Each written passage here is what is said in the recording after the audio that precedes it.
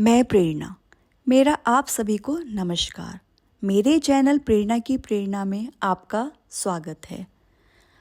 आज हम प्रेमचंद की एक अमर कृति गोदान के बारे में सुनेंगे। गोदान का अर्थ है गाय का दान। होरीराम ने दोनों बैलों को सानी पानी देकर अपनी स्त्री धनिया से कहा, गोबर को ऊख गोड़ने भेज देना, मैं जाने कब लौटूं, जरा मेरी लाठी दे दे। धनिया के दोनों हाथ गोबर से भरे थे, उपले पात कर आई थी। बोली, अरे कुछ रस पानी तो कर लो, ऐसी जल्दी क्या है। होरी ने अपने झुर्रियों से भरे हुए माथे को सिकोड़कर कहा, तुझे रस पानी की पड़ी है, मुझे यह चिंता है कि अबेर हो गई तो मालिक से भेंट न होगी। स्नान पूजा करने लगेंगे तो घंटों बैठे बीत जाएगा। इसी से तो कहती हूँ कि कुछ जलपान कर लो, और आज ना जाओगे तो कौन हरज होगा, अभी तो परसों गए थे। तू जो बात नहीं समझती उसमें टांग क्यों अड़ाती है भाई, मेरी लाठी दे दे और अपना काम देख। यह इसी मिलने जुलने का प्रसाद है कि अब तक जान बची हुई है। नहीं कती पता ना लगता कि किधर गए। गांव में इतने आदमी तो हैं, किस पर बेदखली नहीं आई, किस पर कुड़की नहीं आई। जब दूसरे के पांवों तले अपनी गर्दन दबी हुई है तो उन पांवों को सहलाने में ही कुशल है। धनिया इतनी व्यवहार कुशल ना थी। उसका विचार था कि हमने जमींदार के खेत जोते हैं तो वह अपना लगान तो लेगा ही, उसकी खुशामद क्यों करें, उसके तलवे क्यों सहलाएं। यद्यपि अपने विवाहित जीवन के इन 20 वर्षों में उसे अच्छी तरह अनुभव हो गया था। चाहे कितनी ही कतर ब्योत करो, कितना ही पेट तन काटो, चाहे एक एक कोड़ी को दांत से पकड़ो, मगर लगान बेबाक होना मुश्किल है। फिर भी वह हार न मानती थी और इस विषय पर स्त्री पुरुष में आए दिन संग्राम छिड़ा रहता था। उसकी 6 संतानों में अब केवल 3 जिंदा हैं। एक लड़का गोबर कोई 16 साल का है, 2 लड़कियां सोना और रूपा 12 और 18 साल की। 3 लड़के बचपन में ही मर गए। उसका मन आज भी कहता था, अगर उनकी दवा दारू होती तो वह बच जाते, पर वे एक धेले की दवा भी न मंगवा सकी थी। उसकी ही उम्र अभी क्या थी, 36वां ही साल तो था, पर सारे बाल पक गए थे, चेहरे पर झुर्रियां पड़ गई थी। वह सुंदर गेहुआ रंग संवला गया था, आंखों से भी कम सूझने लगा था। पेट की चिंता ही के कारण तो कभी तो जीवन का सुख न मिला। इस चिरस्थायी जीर्णावस्था ने उसके आत्मसम्मान को उदासीनता का रूप दे दिया था। जिस गृहस्थी में पेट को रोटियां भी ना मिले, उसके लिए इतनी खुशामद क्यों। इस परिस्थिति से उसका मन बार बार विद्रोह किया करता था, और 2-4 घुड़कियां खा लेने पर ही उसे यथार्थ का ज्ञान होता था। उसने परास्त होकर होरी की लाठी, मिर्ची, जूते, पगड़ी और तंबाकू का बटुआ लाकर सामने पटक दिए। होरी ने उसकी ओर आंखें तरेर कर कहा, क्या ससुराल जाना है जो 5 पोशाक लाई है। ससुराल में भी तो कोई जवान साली सलज नहीं बैठी है जिसे जाकर दिखाऊं। होरी के गहरे सांवले पिचके हुए चेहरे पर मुस्कुराहट की मृदुता छलक पड़ी। धनिया ने लजाते हुए कहा, ऐसे ही तो बड़े सजीले जवान हो कि साली सलजे तुम्हें देखकर रीझ जाएंगी। होरी ने फटी हुई मिर्ची को बड़ी सावधानी से तय करके खाट पर रखते हुए कहा, तो क्या तू समझती है मैं बूढ़ा हो गया, अभी तो 40 भी नहीं हुए। मर्द 60 पर फाटे होते हैं। जाकर शीशे में मुंह देखो, तुम जैसे मर्द 60 पर पाठे नहीं होते। दूध की अंजन लगाने तक को तो मिलता नहीं, पाठे होंगे।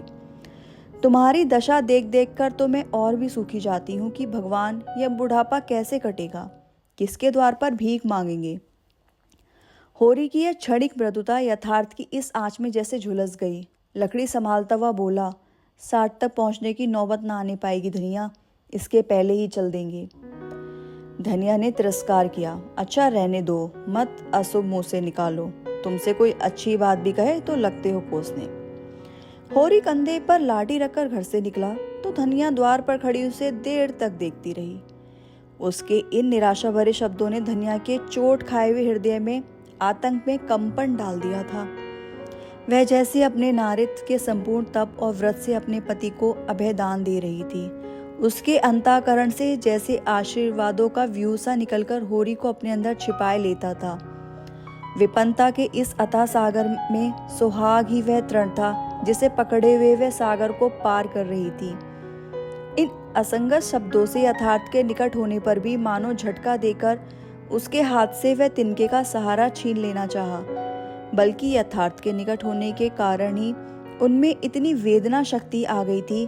काना कहने से काने को जो दुख होता है वह क्या दो आंखों वाले आदमी को हो सकता है।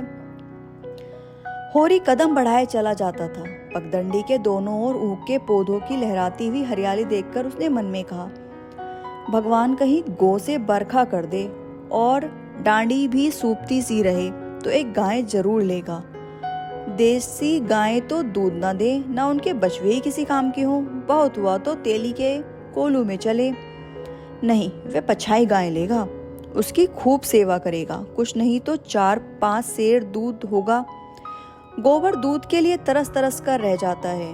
इस उम्र में ना खाया पिया तो फिर कब खाएगा।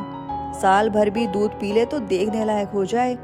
बछवे भी अच्छे बैल निकलेंगे, 2 से कम की गोई न होगी। फिर गऊ से ही तो द्वार की शोभा है। सवेरे सवेरे गऊ के दर्शन हो जाए तो क्या कहना।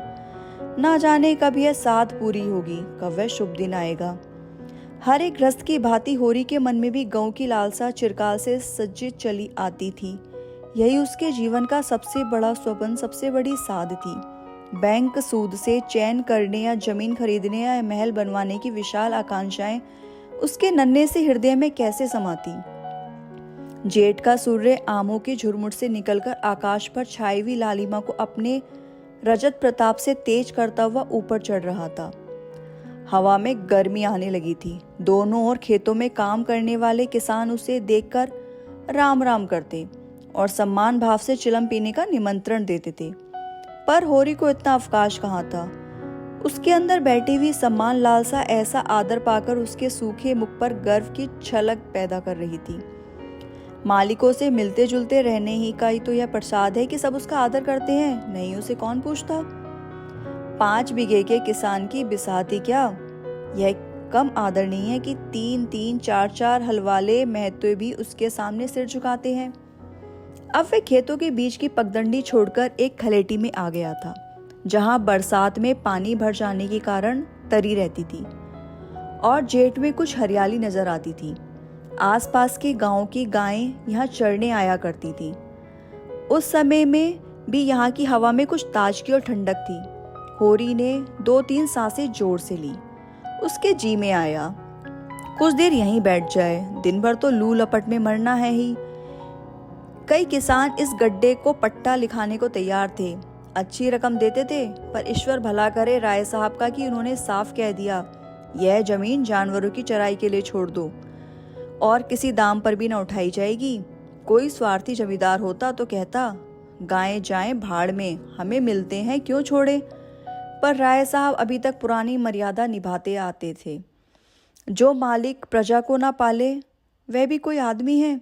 सहसा उसने देखा, भोला अपनी गाय लिए इसी तरफ चला आ रहा है। भोला इसी गांव से मिले हुए पूर्वे का ग्वाला था और दूध मक्खन का व्यवसाय करता था। अच्छा दाम मिल जाने पर कभी कभी किसानों के हाथ गायें बेच भी देता था। होरी का मन उन गायों को देखकर ललचा गया। अगर भोला वह आगे वाली गायें उसे दे दे तो क्या कहना, रुपए आगे पीछे देता रहेगा। वह जानता था घर में रुपए नहीं है, अभी तक लगान नहीं चुकाया जा सका, विशेषर साह का देना भी बाकी है, सिर पर आने रुपए का सूद चढ़ रहा है। लेकिन दरिद्रता में जो एक प्रकार की अदूरदर्शिता होती है, वह निर्जलता के तकाजे, गाली और मार से भी भयभीत नहीं होती। उसने उसे प्रोत्साहित कर दिया।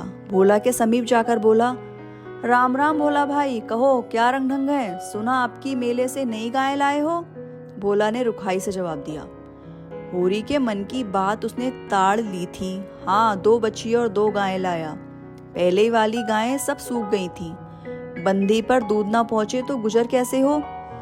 होरी ने आगे वाली गाय के पुट्ठे पर हाथ रखकर कहा, दुधार तो मालूम होती है, कितने मिली।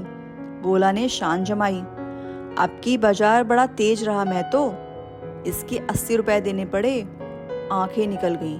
30-30 रुपए तो दोनों कलेरों को दिए। जिस पर ग्राहक रुपए का 8 सेर दूध मांगता है। बड़ा भारी कलेजा है तुम लोगों का भाई, लेकिन फिर लाए भी तो वह माल की यहाँ 10-5 गांव में तो किसी के पास निकलेगी नहीं। भोला पर नशा चढ़ने लगा। बोला, राय साहब इसके 100 रुपए देते थे, दोनों कलोरों के 50-50 रुपए, लेकिन हमने ना दिए। भगवान ने चाहा तो 100 रुपए इसी ब्यात में पीट लूंगा। इसमें क्या संदेह है भाई, मालिक क्या खा के लेंगे, नजराने में मिल जाए तो भले ले लें। यह तुम ही लोगों का गुर्दा है कि अंजुली भर रुपए तकदीर के भरोसे गिन देते हो। यही जी चाहता है कि इसके दर्शन करता रहूं। धन्य है तुम्हारा जीवन की गऊओं की इतनी सेवा करते हो। हमें तो गाय का गोबर भी मैसर नहीं। गृहस्थ के घर में एक गाय भी ना हो तो कितनी लज्जा की बात है। साल के साल बीत जाते हैं, गौरस के दर्शन नहीं होते। घरवाली बार बार कहती है, भोला भैया से क्यों नहीं कहते, मैं कह देता हूँ कभी मिलेगा तो कहूँगा। तुम्हारे स्वभाव से बड़ी प्रसन्न रहती है। कहती है ऐसा मर्द ही नहीं देखा कि जब बातें करेंगे नीची आंखें करके कभी सिर नहीं उठाते। भोला पर जो नशा चढ़ रहा था उसे इस भरपूर प्याले ने और गहरा कर दिया। बोला, आदमी वही है जो दूसरों की बहू बेटी को अपनी बहू बेटी समझे। जो दुष्ट किसी मेहरिया की ओर ताके उसे गोली मार देना चाहिए। यह तुमने लाख रुपए की बात कह दी भाई। बस सज्जन वही जो दूसरों की आबरू को अपनी आबरू समझे। जिस तरह मर्द के मर जाने से औरत अनाथ हो जाती है, उसी तरह औरत के मर जाने से मर्द के हाथ पांव टूट जाते हैं। मेरा तो घर उजड़ गया। मैं तो कोई एक लोटा पानी देने वाला भी नहीं। गत वर्ष भोला की स्त्री लू लग जाने से मर गई थी। यह होरी जानता था, लेकिन 50 बरस का खंकड़ भोला भीतर से इतना स्निग्ध है वह ना जानता था। स्त्री की लालसा उसकी आंखों में सबल हो गई थी। होरी को आसन मिल गया। उसकी व्यवहारिकता कृषक बुद्धि सजग हो गई। पुरानी मसल झूठ थोड़ी है, बिन घर नी घर भूत का डेरा, कहीं सगाई क्यों नहीं ठीक कर लेते। ताक में हूं मैं तो, पर कोई जल्दी फंसता नहीं। 150 खर्च करके भी कोई तैयार हूँ, जैसी भगवान की इच्छा। अब मैं भी फिक्र में रहूंगा, भगवान चाहेंगे तो जल्दी घर बस जाएगा। बस यही समझ लो कि ऊपर जाऊंगा भैया। घर में खाने को भगवान का दिया बहुत है। 4 पसेरी रोज दूध हो जाता है, लेकिन किस काम का। मेरे ससुराल में एक महिरिया है, 3-4 साल हुए। उसका आदमी उसे छोड़कर कलकत्ते चला गया। बेचारी पिसाई करके गुजर कर रही है। बाल बच्चा भी कोई नहीं, देखने सुनने में अच्छी है, बस लक्ष्मी समझ लो। भोला का सिकड़ा हुआ चेहरा चिकना गया। आशा में कितनी सुधा है। बोला, अब तो तुम्हारा ही आसरा है। मैं तो छुट्टी हो तो चलो एक दिन देख आए। मैं ठीक ठाक करके तब तुमसे कहूँगा। बहुत उतावली करने से भी काम बिगड़ जाता है। जब तुम्हारी इच्छा हो तब चलो। उतावली काहे की, कब कबरी पर मन ललचाया हो तो ले लो। यह गाय मेरे मान की नहीं है दादा। मैं तुम्हें नुकसान नहीं पहुंचाना चाहता। अपना धर्म यह नहीं कि मित्रों का गला दबाएं। जैसे इतने दिन बीते हैं वैसे और भी बीत जाएंगे। तुम तो ऐसी बातें करते हो होरी जैसे हम तुम दो हो। तुम गाय ले लो, दाम जो चाहे देना। जैसे मेरे घर रही वैसे तुम्हारे घर रही। 80 रुपए में ली थी, तुम 80 रुपए ही देना जाओ। लेकिन मेरे पास नगद नहीं है दादा, समझ लो। तो तुमसे नगद मांगता कौन है भाई। होरी की छाती गज भर की हो गई। 80 रुपए में गाय महंगी ना थी। ऐसा अच्छा डील डोल दोनों जून में 6-7 सेर दूध सीधी ऐसी की बच्चा भी दूल्हे। इसका तो कोई एक एक बाछा 100-100 का होगा। द्वार पर बंधेगी तो द्वार की शोभा बढ़ जाएगी। उसे अभी कोई 400 रुपए देने थे, लेकिन उधार को वह एक तरह से मुफ्त समझता था। कहीं भोला की सगाई ठीक हो गई तो 1-2 साल तो वह बोलेगा भी नहीं। सगाई ना भी हुई तो होरी का क्या बिगड़ता है। यही तो होगा, भोला बार बार तकादा करने आएगा, बिगड़ेगा, गालियां देगा। लेकिन होरी को इसकी ज्यादा शर्म ना थी। इस व्यवहार का वह आदी था। कृषक के जीवन का तो यह प्रसाद है। भोला के साथ वह छल कर रहा था और यह व्यापार उसकी मर्यादा के अनुकूल था। अब भी लेन देन में उसके लिए लिखा पढ़ी होने और ना होने में कोई अंतर ना था। सूखे बूढ़ी की विपदाएं उसके मन को भीरू बनाए रहती थी। ईश्वर को रौद्र रूप सदैव उसके सामने रहता था। पर यह छल उसकी नीति में छल ना था। यह केवल स्वार्थ सिद्धि थी और यह कोई बुरी बात ना थी। इस तरह का छल तो वह दिन रात करता रहता था। घर में 2-4 रुपए पड़े रहने पर भी महाजन के सामने कस्में खा जाता था कि 1 पाई भी नहीं है। सन को कुछ गीला कर देना और रुई में कुछ बिनोले भर देना उसकी नीति में जायज था। और यहाँ तो केवल स्वार्थ ना था, थोड़ा सा मनोरंजन भी। बुड्ढों को बुड्ढभस हास्यास्पद वस्तु है और ऐसे बुड्ढों से अगर कुछ ऐंठ भी लिया जाए तो कोई दोष पाप नहीं। भोला ने गाय की पगियां होरी के हाथ में देते हुए कहा, ले जाओ, मैं तो तुम भी याद करोगे। ब्याते ही 6 सेर दूध ले लेना। चलो, मैं तुम्हारे घर तक पहुंचा दूं। शायद तुम्हें अनजान समझकर रास्ते में कुछ दिक करे। अब तुमसे सच कहता हूँ, मालिक 90 रुपए देते थे, पर उनके यहाँ गऊओं की क्या कदर। मुझसे लेकर किसी हकीम हुक्काम को दे देते। हाकिमों को गऊ की सेवा से मतलब, वह तो खून चूसना भर जानते हैं। जब तक दूध देती रखते, फिर किसी के हाथ बेच देते। किसके पल्ले पड़ती कौन जाने। रुपए ही सब कुछ नहीं है भैया, कुछ अपनी धर्म भी तो है। तुम्हारे घर आराम से रहेगी तो यह ना होगा कि तुम आप खाकर सो रहो और गऊ भूखी खड़ी रहे। उसकी सेवा करोगे, चुमकारोगे, गऊ हमें आशीर्वाद देगी। तुमसे क्या कहूँ भैया, घर में चंगुल भर भूसा नहीं रहा। रुपए सब बाजार में निकल गए। सोचा था महाजन से कुछ लेकर भूसा ले लेंगे, लेकिन महाजन का पहला ही ना चुका। उसने इनकार कर दिया। इतने जानवरों को क्या खिलाएं, यही चिंता मारी डालती है। चुटकी चुटकी भर खिलाऊं तो मन भर रोज का खर्च है, भगवान ही पार लगाए तो लगे। होरी ने सहानुभूति के स्वर में कहा, तुमने हमसे पहले क्यों नहीं कहा, हमने 1 गाड़ी भूसा बेच दिया। भोला ने माथा ठोक कर कहा, इसीलिए नहीं कहा भैया कि सबसे अपना दुख क्यों रोऊं। बांटता कोई नहीं, हंसते सब हैं। जो गायें सूख गई हैं उनका गम नहीं, पत्ती पत्ती खिलाकर जिला लूंगा। लेकिन अब यह तो रातें बिना नहीं रह सकती। हो सके तो 10-20 रुपए भूसे के लिए दे दो। किसान पक्का स्वार्थी होता है, इसमें संदेह नहीं। उसकी गांठ से रिश्वत के पैसे बड़ी मुश्किल से निकलते हैं।